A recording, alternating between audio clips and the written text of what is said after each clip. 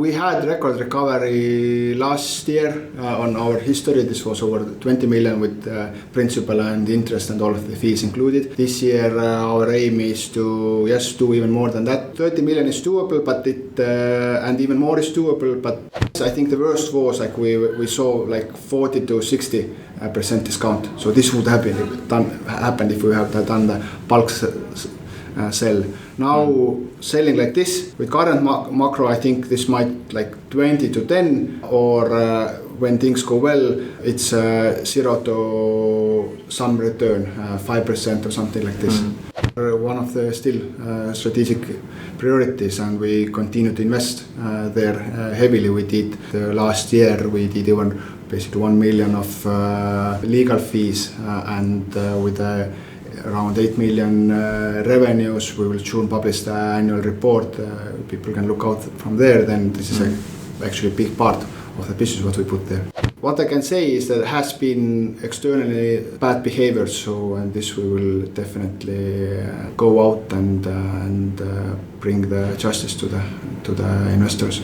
Second part of the year was already break even for the business. We raised some extra capital in the beginning of the year to be in a good place with the reserves. So we are now operating in a like much healthier position as a company.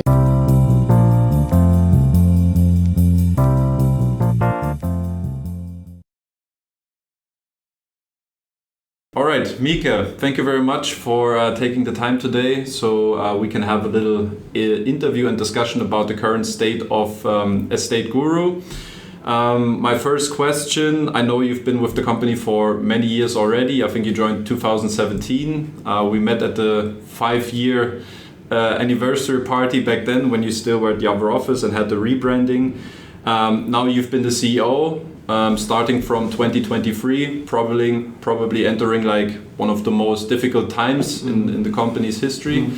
What's your current perspective on the Estateguru, let's say from your inside point of view? Like how do you assess currently the status quo of Estateguru? Yeah, it's 2017 already. It's good to remember for me this date as this is a birthday also of my son, so I can always go back. But yeah, hello everyone. Happy to be back on a show podcast. So yeah, last year we also discussed, and this is where we actually started to set out to kind of focus our whole strategy. So before 2023 we were really on high growth, expanding to new countries. Then the war started and we saw that everything is going to change in the markets as well, and Germany happened, and all of these led to us to that okay, it's time to go back a little bit from the high growth strategy to sustainable growth. So what we did is we refocused back on the Baltic and Finland markets, put on stop the German market to clean up the portfolio there, and also kind of stop the origination some like Spain. We had also expansion plans and we kind of rolled back from there. So overall, and we put like really worked again with enhancing our quality metrics on portfolio side. So looking now back for the previous year, yeah, it was a kind of lot of changes, lot of discussions with the investors, with internally, externally, but I think we did pretty well overall. So we have been able to adjust all our like business structure. We are now going on forward with a sustainable way. Looking our portfolio statistics now, what we originated last year, this looks really healthy. Probably we go into that more detail, but we are back in really low defaults in origination what we did, and this is it, and what I'm really happy about is that this is the time where actually real estate is going down a little bit in all of the markets, and then you have more pressure on the inflation, and all of this happens on macro. So we have been able to originate really good deals, and actually switched to even more quality borrowers. We see as the Euribor in this region is also influencing the interest rates, then actually this means that we are now competing with different banks for the borrowers and projects. And we are now working on new exciting things for the investors and continue to invest heavily on recovering the previous portfolios which will stay with us, but I think at the same time we are able to really originate a new portfolio and continue providing investment opportunities. We see investors' behavior also changing, them returning and trusting the auto investor at the moment also in their investments. All right, so there was already a lot of cues that we can pick up now in the following minutes. Obviously, there will be a lot of space today talking about defaults, recoveries, but I would like to start off with something, let's say, more positive, which you already mentioned, is the trending performance that you showcased with your outstanding portfolio. There was recently some information shared, like you originated around 100 million loans in 2023, of which only I think 3.5% have been in the default stage as of now. I think around 3% late, 31% have been repaid already, 61 are going according to schedule. So quite promising signals. And what I read a lot is that you had a kind of the switch happened somehow with that new risk assessment approach that you take on now from Moody's risk assessment. Can you explain what this risk assessment of Moody entails and how it differs from the approach Estateguru had before? I think when actually looking even more back, we have now done this cohort analysis and comparing like before the high growth situation, then actually this was our strength before the Germany as well. That we had really high quality portfolio and low defaults. Our aim has been always to have defaults below 5%. In our business, you will have some projects what don't go as expected, and that's why this collateral comes into the play, that you can actually then go out and sell it, and then usually we sell it with 12 months, you wait one more year and you still get some return. So the portfolio was really healthy there. Then market dynamics changed. Yes, we have also our learnings, but I think what also happened was that I think today Germany, Finland have their worst real estate situation in many years when looking. In Finland, even in the case that it's like, I don't know, in the level of 2008 and 2007, a lot of developers are going bankruptcy and etc. So it's really, you need to narrowly navigate. But we have, last year we did pretty good. We're back on a level where we want to be. So 100 million went out, like you said. Already over 30 million is repaid. I think it's now approaching to 40 million, so 40% is. And we have actually now this 12 months passed. So usually loans are repaid in 12 months. So we can have a pretty good understanding how this is going to roll out. And actually, yes, it was when we published, it was 3.5 million was in recovery, but now it's even dropped to 2.5. So we made one recovery, I think, in Estonia. So it is healthy. Late loans are also low, and everything else is performing normally, and we expect them to kind of go in a normal way. So and this is the way we continue. Moody's, as I said, it adds extra level. So what we do now, we did previous as well, but Moody's allows us to use this really standardized way of assessing the borrowers. So we put a lot of effort on understanding the collateral and the project. This has helped us to have these good recovery rates as well in Baltic portfolio especially. But with this, what we try to do is to make sure that even less projects end up in recovery process. Yes, sure. In this case, you can recover it, but what we see also, the expectancy of our retail investors especially is that when you promise me 12 months, I would like the money get back after 12 months. Sure. I don't want to wait more, even if it if we are able to bring the money back later on. Sure. But coming back to Moody again, just from an investor's perspective, from the outside looking at it, did Estateguru have, let's say, significant changes in the borrower risk assessment? Through Moody, is there additional data points that you look at? Is there tighter rules that you apply now for accepting borrowers? What is the difference now with Moody coming into play? It's not only Moody's, we also reviewed our own credit policy, tightened the exposure limits, so we're not going to give you so much anymore to one certain borrower or borrower group. It's about adding more layers of committees internally to monitor everything, and it's about I think we already had quite many fields, but our approach last year was that okay, let's add even more so that we are on institutional grade level. So meaning that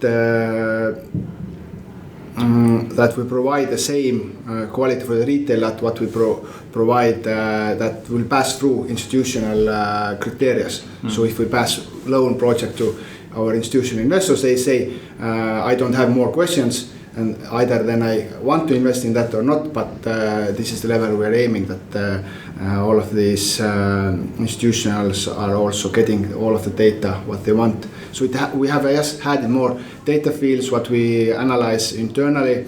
It's about Moody's gives us also standardized model in a way, and we have also we had previously our own models, but Moody's strength is that they have been in the business long time and a lot of data over the Europe and over the world actually, and this gives us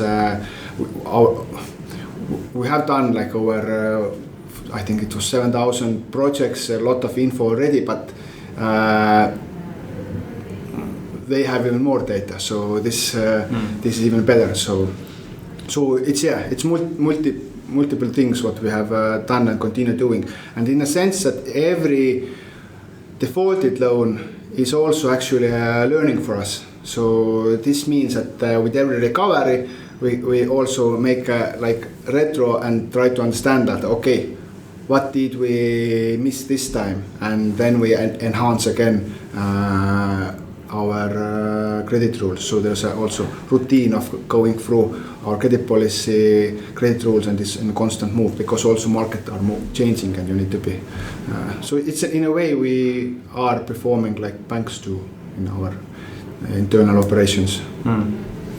Let's go to let's pick up a cue that you mentioned, institutional investors, the quality of loans they are getting. I remember from conversations in the past, there was an increasing, let's say, importance, significance of funding coming from institutional investor side. Now, I reviewed the numbers, the origination volumes in the first 4 months of the year for the past 5 years. Now it's 28 million now for, let's say, up until April this year. The previous years, like last year was a bit similar, but the years before you originated a lot more. Where are the funds coming from at the moment, and what is also the contribution from institutional investor side right now? We were last year able to bring a couple of new institutions, but currently our main overall institution market is still kind of really, let's say, conservative is a wrong word, but they are not so eager to deploy their money so much, and they're really looking what regions they want and etc. So they are currently at 5% level, and everything else is actually coming from the retail, and majority even actually from the high net worths, family offices. So it is like this sophisticated investors who are really eager to currently get their hands or investments into the real estate projects. And the retail also continues. Germany continues to be actually the biggest investor group currently investing into the projects. Okay, interesting. Because I remember from the past, the institutional share was, let's say, varying between 10%, I think in the best years maybe 30%, now 5%. Have they been, let's say, scared off by recent developments of the loan book performance of Estateguru, or where do you see that shift coming from? Is it something that is due to the, let's say, lack of performance of Estateguru from the past in Germany, or where's the low interest coming now? Again, it's not... With the ones we have, they continue investing and they are really happy. When looking at their portfolios, they are also having really quality portfolios. So they are getting the repayments, they are redeploying. So I think why it's stopped is also that currently we have a little bit refocused and we haven't onboarded the new institutions so much. So, and I see that for that we also need what they're looking is also like bigger markets. So to bring in some bigger institutions, they want to be sure that they can deploy big amounts of money. So, and if they look maybe these regions where we are now focusing, they think that they are not sure if they can deploy all of the money they need. Overall in the institutional world, I think this region itself is a little bit not so known. They would rather go to, I don't know, Spain, Germany, France. So this is where they have the mandates and way of investing. So yeah, it's a multiple things. Which might be a bit surprising because looking at, let's say, your historical performance, especially in Estonia, which, you know, over the past 10 years has been quite good, should be a reason. I'm also surprised. I don't know. In a sense that actually this is a really, even looking at our own portfolio performance, then actually Baltics has been the best performing parts. This is a high digitalization level. It's so really easy to work out on all aspects, from setting the mortgages to actually then when you have problems how to get the money back. You have a really good behavior of the borrowers actually overall. You have a little bit maybe a smaller project, but this means that there's more liquidity in the markets. When you look at the economics, then actually deals are happening, markets and economies are healthy, low debt levels on governmental levels, low unemployment, all of that. So this is actually a really healthy region. And today, for example, Lithuania has the highest GDP growth in whole Europe, and overall the region has low unemployment. This inflation has gone down heavily, and so it's a great region actually when you look from this economical perspective. But this is a question for the deciders in this institutional headquarters. If we're looking at the big picture now and switch more towards the status quo, recoveries, we see, let's say, the performance as we speak now. It's 132 million euros defaulted, 51% of your outstanding loan book, more than half actually. I heard from an external source your target for this year was to recover around 30 million euros of loans. Can you confirm that number first?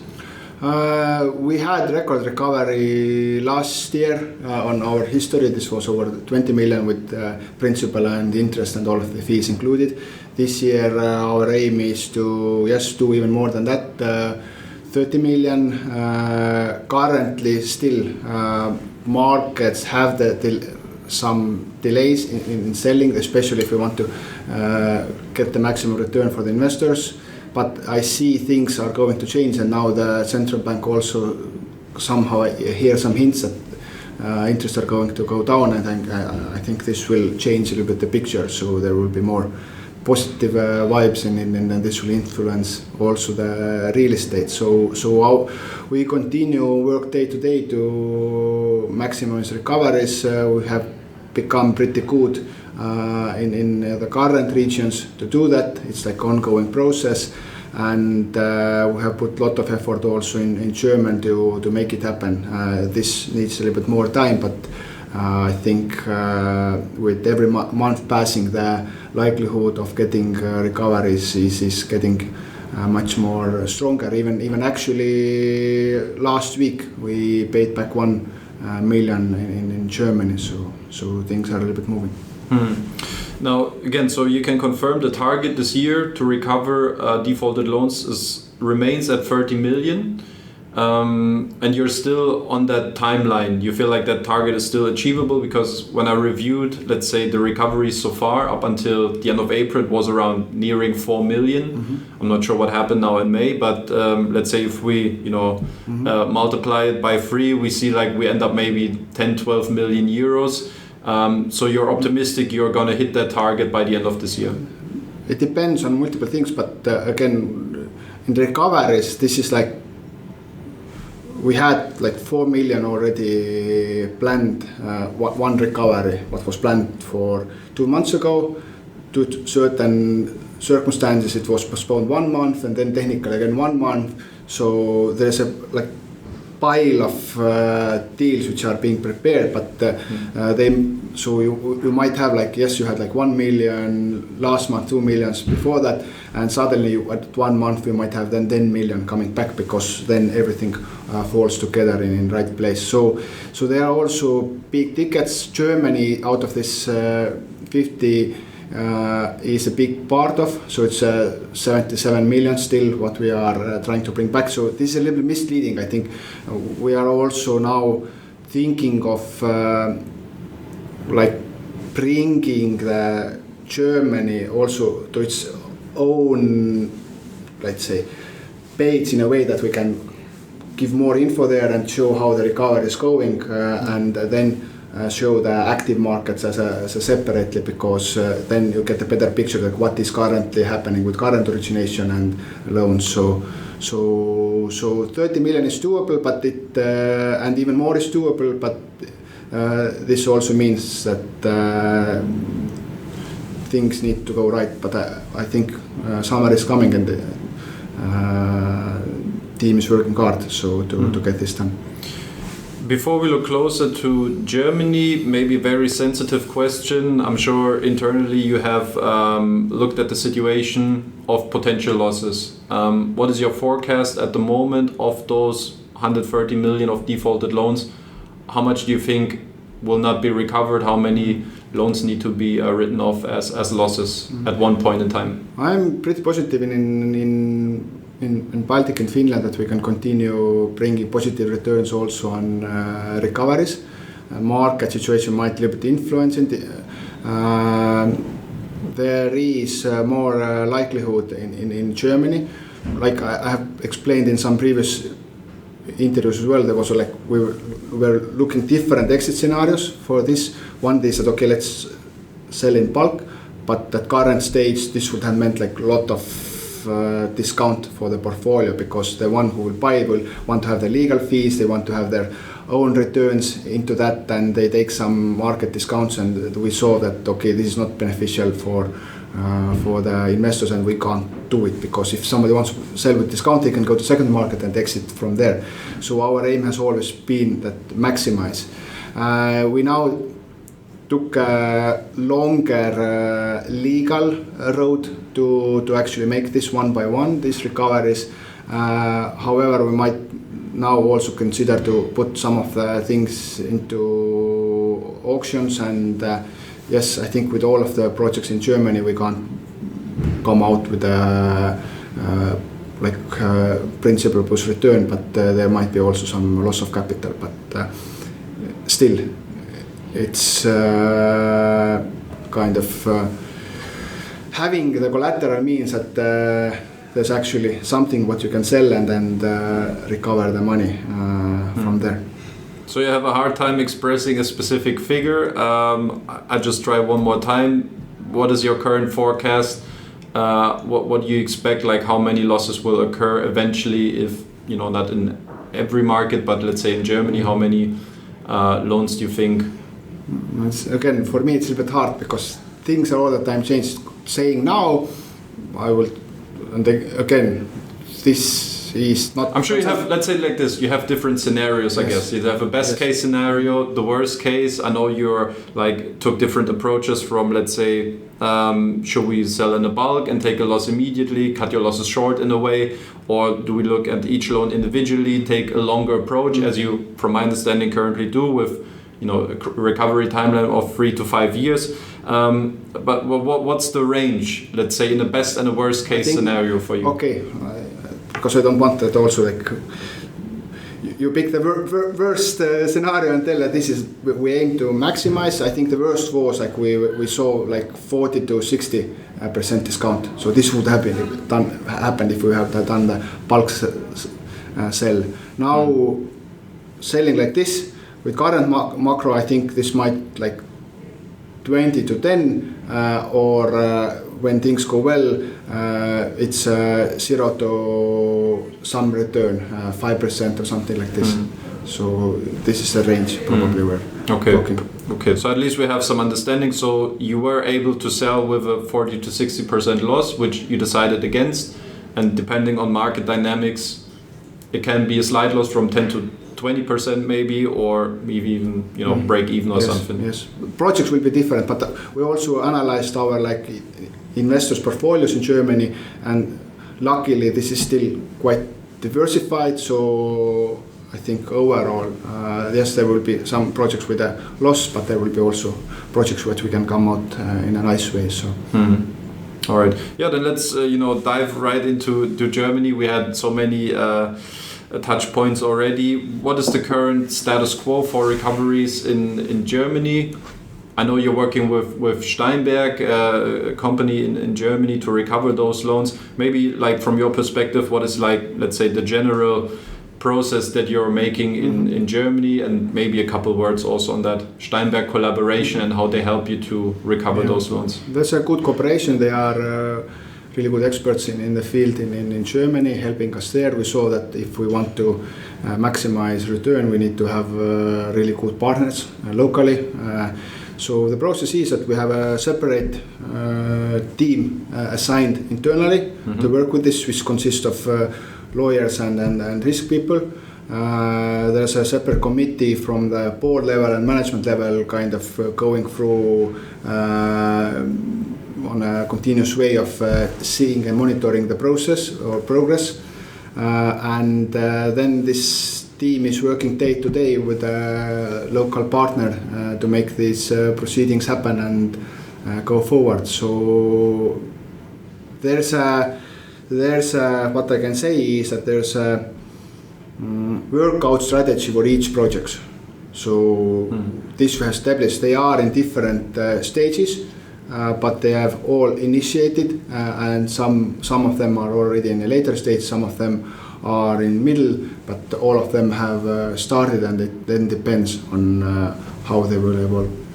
Okay, so the collaboration is not something like you assigned them to recover those loans, but you're actively, let's say, are involved and engaged in trying to make sure there's some process. It's our one of the still strategic priorities, and we continue to invest there heavily. We did, and I think this we have also public is that last year we did even basically 1 million of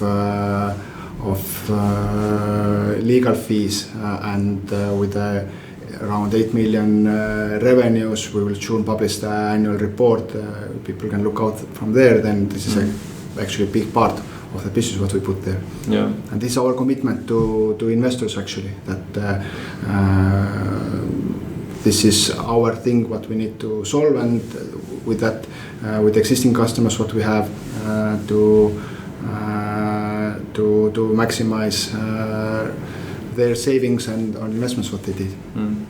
There was a recent interview that I saw on the blog with some Steinberg employee or director, and she mentioned the timeline, which initially the recovery timeline was at some point around 2 years plus minus.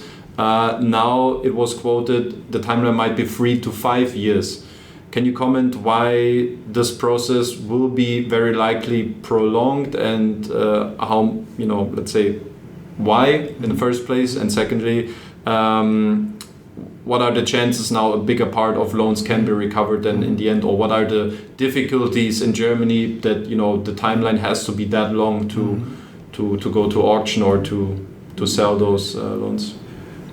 Compared to what we have now understood, compared to the Baltic markets and even Finland, this let's say bureaucratic process is taking so much longer, and like it was said in the interview, if the borrowers are not cooperative, trying to hide and maximize, their benefits, then it will take more time. Eventually we will get there. We don't stop. They need to know that we will anyway get to them and solve, and we put more conservative approach in our communication, and this is 3 to 5 means that this is probably for the hardest cases, that it will take longer to find maybe bigger projects in some areas where it's maybe hard to sell, so you don't know how quickly you can actually get out. But this doesn't mean that everything happens there. Our aim is to already bring back some of the loans this year and continue to do it year to year. All right. Talking about some, let's say, borrowers that are a bit more hesitant to pay back, some let's say unforeseen obstacles. I like that there was a very detailed status report coming for German loans that was in November 2023. Now the past half year we haven't heard much details about it. Why do you went away from, let's say, communicating more actively on the processes and the progress you make in German recoveries?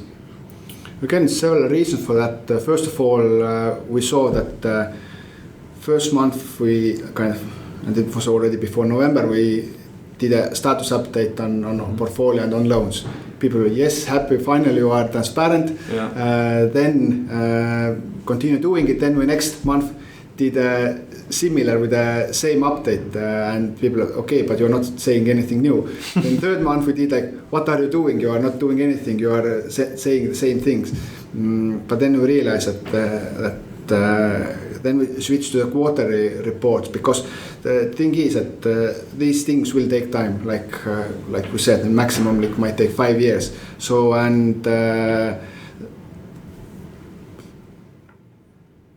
it's not nothing to report. What we have said recently as well is that if there is some major updates, then we will definitely let the investors know. First, there's a improved timeline which will show also the specific status of each loan, and if there's some bigger news, we will definitely. And there was also in a recent blog, Steinberg also advises that we can't go too detailed in each loan, because again, if the borrowers are not cooperative, then they might find out our strategies, and if they find out our specific strategies, they can counter these activities. We have seen it also in other markets that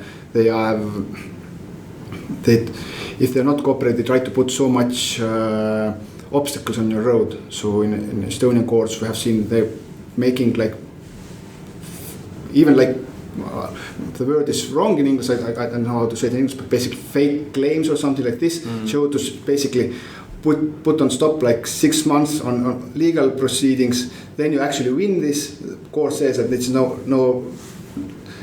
nothing there, and then you can continue. And if you give, this is the balance we need to find. How much you can share to bring the value, and at the same time, if you maybe share too much, then it's also not so good for the outcome. So this is we're trying. I know this might be frustrating. Why I haven't updated anything? I can relate to that. I have also I looked my own portfolio of investments. I see also defaults there, but my strategy is that I know I work hard here. I can influence this. I'm not looking. I continue investing for auto invest, and this is the way to. Early in our conversation, you said every defaulted loan also presents, let's say, a lesson, something you can take away for future approaches, future strategies. Now, looking at the situation in Germany with more than 77 million euros being defaulted, what have been the mistakes Estateguru has made in the past, and why? It seemed like there was a very aggressive expansion approach from Estateguru. What have been the lessons learned from the situation?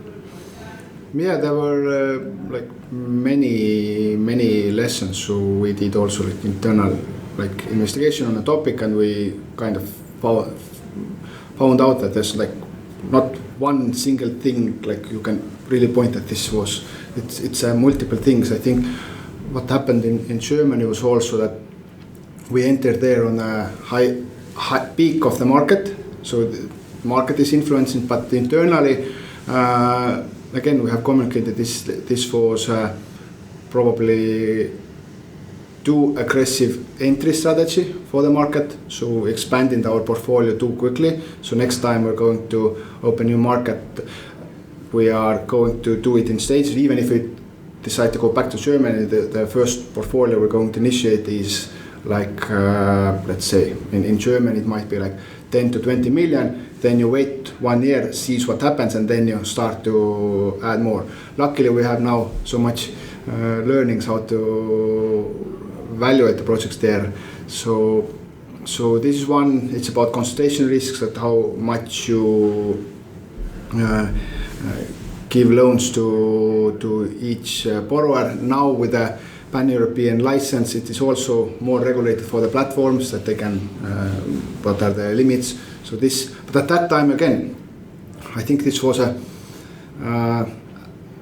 appetite from everyone. We were also called that come to Germany, do loans. We want this regions. We want to invest here. Then there was overall we did seeders rounds, shareholders. Everybody said that yeah, show growth to that. So it's combination of everything, but also internally a lot of learnings what we can do. And I explained also on the credit side, policy side, what changes we have done. But something interesting to me is, let's say, looking at the historic performance you have, let's say in the Baltics or in Estonia in particular, it always used to be quite good, constant on a pretty decent, good level. Why did those assessment criteria, even before Moody, which you had in previous years, why doesn't the same assessment rules, why are they not as effective as they have been, let's say, in the Baltics than in Germany? This is a good question. So we entered with a similar setup. I think one of the things is again the same, that the ticket sizes were so much bigger in Germany. So actually there is, we funded over 100 million there, and 30 million is already have been repaid. So it's not, we can't say that everything went south. But the majority still went. So the ticket sizes, so in Baltic you do average maybe 300, 500,000. So if this defaults, you don't have so much big impact. But there, if you do a project which is 5 million euros and you do a couple of them, you have really big exposure already of the portfolio. And if this defaults, then you have a big part of the portfolio defaulted. So I think overall it's about, again, targeting the right borrowers, so and the right projects. So it seems maybe one learning is, and this we're discussing internally, is that if we were to enter who is then the target borrower and the projects. So it seems that maybe the ones we do here, residential, big developers, really well known in the market, banks are financing them. So who are the ones in this bigger market? So it seems that we might change a little bit this there as well. So whom we finance. So Do you think, maybe looking back at it, you trusted maybe the wrong, wrong partners? I mean, how did you find those projects in Germany, and have you, maybe trusted the wrong people to go into certain projects? Let's say, aside from the simple, let's say, assessment data. This is an overall learning for us as well,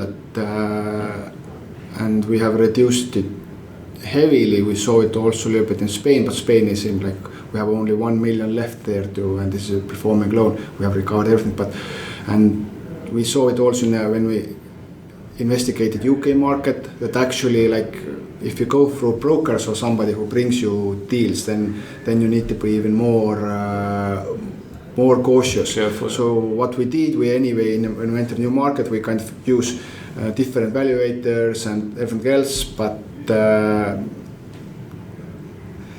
it is finding right partners. So what we have benefited in other markets, we have also in Finland, for example, changed multiple times our legal partners and all of that, local ones, and our valuation partners and all of that.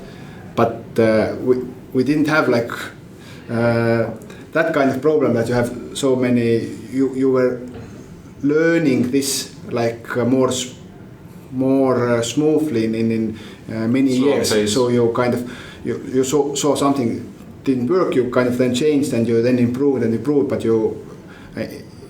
in Germany everything happened in once, and then you were okay. I couldn't do this smooth learning and improvement in a way of finding the good and great partners. I think today we have now the good setup of having the Steinberg working with us and all the other advisors whom we have. Okay. Now there's obviously a very close bridge from trusting, let's say, the wrong evaluators to the team that you have employed back in the day. I want to quote something because every year there's like an annual recap what happened in the previous year, and the recap 2022. We should also note that we are currently in the process of investigating possible violations of our internal regulations by some members of our German team during the years 2020 and 2021. Now that's already 2 years ago. I don't think there was anything, publicly shared about your findings. Maybe can you comment on if you found something, or what those internal investigations, like what have been the results from it? So we have finished the investigation. So internal ones, we have done our conclusions. This will share the insights of making the changes and making the credit tools and all of that. We have also excluded the external ones, but this is where I can't go to the details because there we have things going on with the Steinberg. So when we have right time to communicate something more, then yes, we will do that. Okay, so have there been violations or not from your team members against your policies? What I can say is that there has been externally bad behavior, and this we will definitely go out and bring the justice to the investors. Okay, then we have let it be like this. If it had also any impact on the internal proceedings. Maybe one aspect, it's a small one, but I was wondering, let's say, from the outside looking at it, it seemed also a bit like those kind of accusations that look like who's the black sheep, a bit like victim blaming public, like shaming. Was it maybe because of, internal staff members that have violated against certain rules? Do you think that was, in hindsight, was that the best way to publicly communicate that you have internal investigations going on against your own team members? These are like hectic times when you have so many things happening. Looking back, then yes, probably we have not only with this, but maybe all of community portfolio and all of that we could have done much more better. But again, at that time we were doing multiple things. As I said, we also really change the organizational structure. We were becoming more efficient. So at one point we had over 100 people. We were coming down from that. This also meant that we had to align the team to the get everyone again running in a new things. So yeah, learnings from many aspects. Maybe this is how I conclude this question. Okay. Let's talk about the financials. I know in Estonia, annual report is due by the end of June, so not much time left then. I'm sure you know already some numbers, and in the shareholder report for Q1 I already saw a couple of numbers. Maybe you can sum up what have been the results from last year. So we, as I explained in the beginning, we started from this high growth. We had to raise money, so we were kind of investing to the company to make all of these growth initiatives. So this meant that spending money ahead and to then accelerate and get to the levels where you are break even. So we had to change the strategy to bring the break even already now. So this we were successful actually. Last year we second part of the year was already break even for the business. We raised some extra capital in the beginning of the year to be in a good place with the reserves. So we are now operating in a much healthier position as a company. We have diversified our revenues more. We have tight control on our cost side. So all of this makes us, I think, more mature and stronger company overall. So yeah, this is where we stand. And our aim is to continue actually operating profitably. The annual report will come out. This will still show the minus for the last year due to the same reason that the first half of the year was in minus, and we have now, from the auditing perspective, we need to kind of make a discount on our investments in the UK. So this will have a heavier this kind of discounts into the annual report, but our aim is that already this year we can show the profits. You said diversifying revenue streams, and if I saw it correctly from the shareholder report, you even increased your revenue last year to 8.4 million euros. Now, the biggest part in the past came from origination volumes and new loan issuance. Now, since this part has been going down, how did you diversify? Is it then primarily like debt management, collecting certain penalty fees, or I know you also inserted certain management fees then for investors? So where is now the bigger part of the revenue coming from that enabled you also to increase your revenue last year? Yeah, it's like we didn't want to add fees to one area, or let's now put investors. The logic was to build a little bit more towards that the portfolio management side. So as the big wealth managers do, or platforms do, that you not only take from the origination but also managing the portfolio and that side. So this was one of the changes.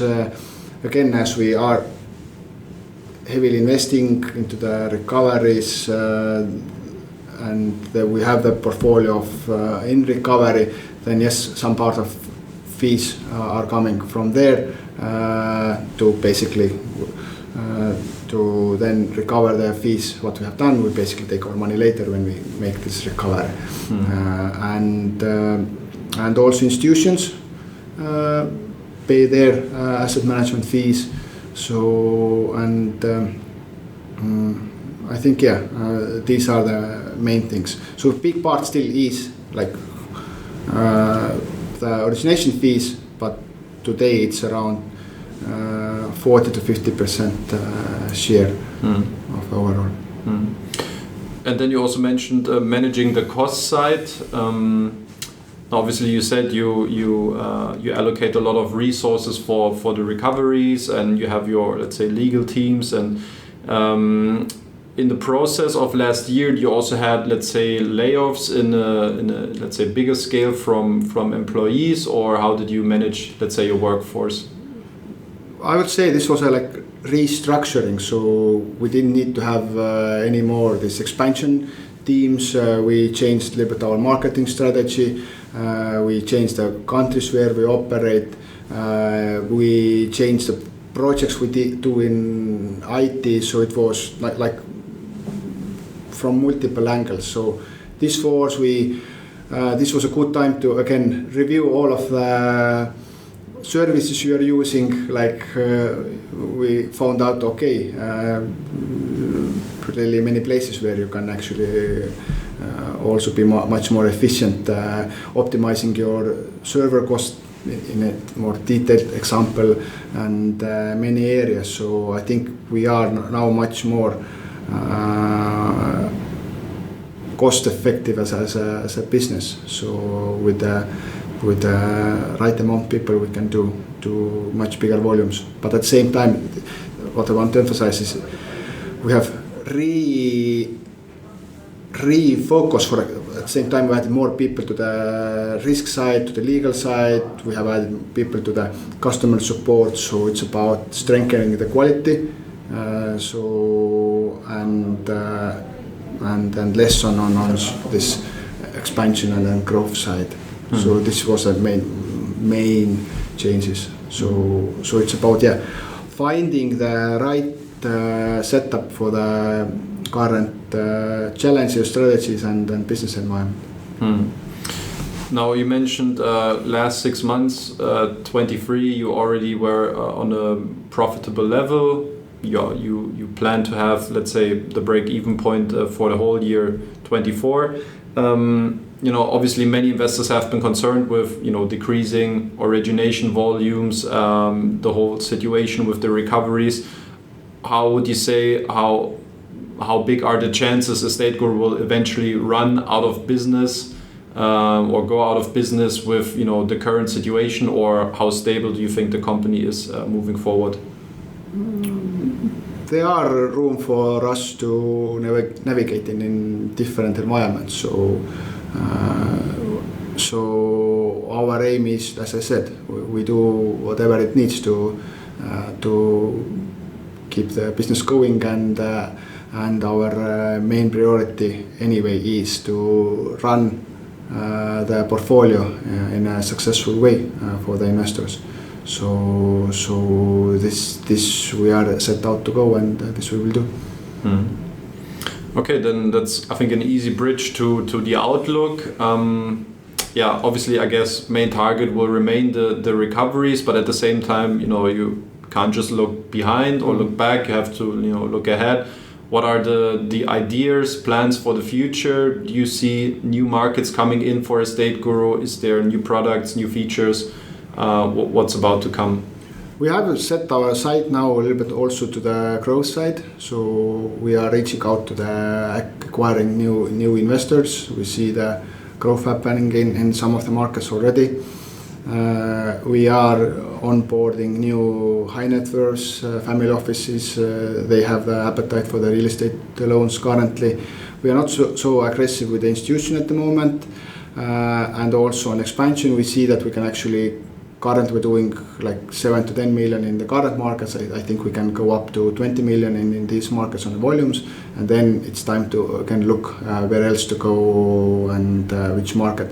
But the main investments goes, to the recoveries, parallelly improving the overall efficiency processes with our IT systems internally. But there are some exciting things also happening soon. You will all see new investor dashboard going live, which will make the whole navigation easier. We have also said out loudly that we are working now on finally with the app, so to bring this. But there are also new product adjustments. So already I think this week will go out new test. Let's see the appetite of the investors. So what is a test is that today you have chance to invest into the loan as a whole, you have maximum LTV of 75% and then fixed return. So what we're now going to do is to actually split this 75% into two parts. So you can choose the lower LTV, for example, up to 50% and with a lower return, but this is much senior part. So when the recovery happens, then the senior part will get their money first. And there's a second part which is in this example for example from 50 to 75, but you have also then higher return on that. So, but this is a riskier part what we also need to emphasize for that, because this will get the money later. So let's see, because we have also heard from the market that I would like to have, I'm okay with less risk. I want the less risk, but I'm okay with the less return. But then others saying, give me the maximum return I could get. So let's see how the behavior of that goes. And on a longer term, we are thinking of a totally new way for the investing for the retail investors, more secure from their perspective. But when time is right, then we will start to communicate this more. All right. Yeah. Lastly, maybe finishing sentences from your side, because I'm assuming, looking at Estateguru from the outside perspective, it seems like it's a platform that has to figure out a lot of things still, as on the way to process all the recoveries and try to move ahead at the same time. From your perspective, what are the reasons now for investors to join Estateguru, to invest on the platform? Why do you think now is a good time to be part of Estateguru? I think the main reason has stayed the same. So we have been now on the market 10 years. 10 years we have provided 10 plus returns for our investors.